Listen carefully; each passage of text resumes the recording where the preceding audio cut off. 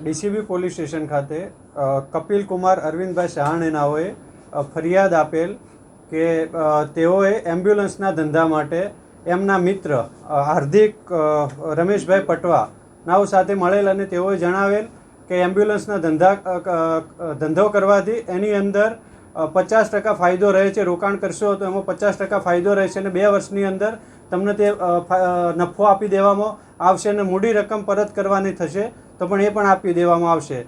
તો એ રીતે જે ફરિયાદી છે એ અને એના સિવાય બીજા 12 ડૉક્ટરો કે જેઓએ તેમને રૂપિયા રોકાણ કરેલું એમ્બ્યુલન્સના અંદર, તો સમય જતાં એમને ઉઘરાણી કરેલ તો એમ્બ્યુલન્સ બી નહીં આવેલે.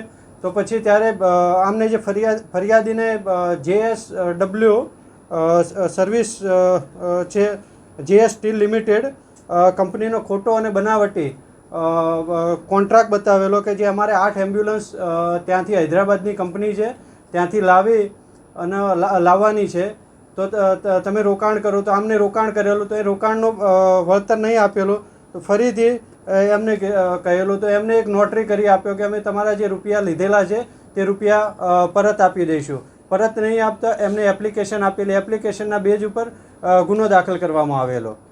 સનરાઈઝ એમ્બ્યુલન્સ પ્રાઇવેટ લિમિટેડ કરી અને એની અંદર છે જેના સંચાલક હેમંત ડાયાભાઈ પરમાર છે અને યક્ષ એમ્બ્યુલન્સ સર્વિસ મયુર વાલ્મીકી ગૌસ્વામી, આ 3 જણાએ ભેગા થઈ અને 5 કરોડ જેટલો ડૉક્ટરો પાસેથી રૂપિયા ઉઘરાવી એમ્બ્યુલન્સના ધંધા માટે અને પૈસા વળતર નહીં આપી અને ગુનો કરેલ છે.